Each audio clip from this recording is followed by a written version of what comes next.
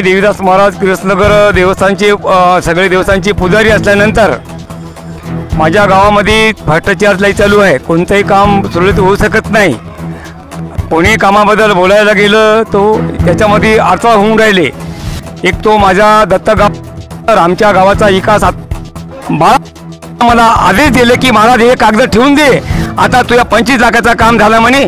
मी त्याला आता फोन केलं, तो मीडियामध्ये बोलू काय सांगा मला, तुमचं नाव सांगतो की मला तुमचे नाव सांगतो बाळा कामरकर मला विश्वास दिलं, मला म्हणलं असे खोटे पत्र देऊ नको, मला शिफारस दे।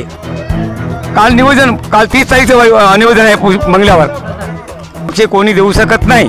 गाव नमुना 8 बद्दल काय आहे? तो गाव नमुना 8 बद्दल सगळे खोटे पत्र बोलायला या नावी करून कोणी काही बी पैसे घेऊन काही करायला लागले, कोणाची जागा कोणी विकून राहिले, याच्यामध्ये सगळं खोटं आहे बोलायला। आमचं गाव आतापर्यंत शेलू गाव तुटल्यानंतर आमच्या गावा समजून राहिले। ग्रामपंचायत वेगळं झाल्यानंतर 9 मेंबरमध्ये आम्ही अनापोस काढून टाकलो।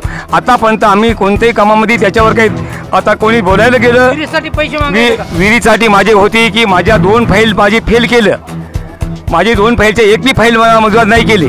नंतर माझी फाईलमध्ये त्रुटी आहे म्हणून त्यांना बाजूला ठेवून दिले।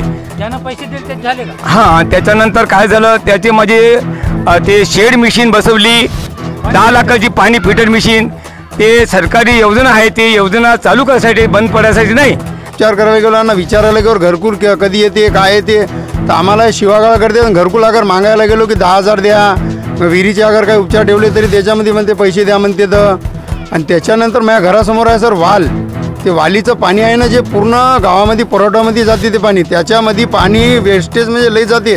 आणि ते पाणी आहे ना त्याच्यामुळे मी 7 ते 8 दिवस आहे सर नागपूरला दवाखान्यात भरती होतो। त्या पाण्याच्यामुळे मला इतकी त्रास झालेला, माझ्या घरातले पूर्ण टोटली लोक बिमार राहतं। आणि त्यांना आपण सांगायला गेलो ते आपल्यालाच धमकून घरी वाटी लावते तर बसे पण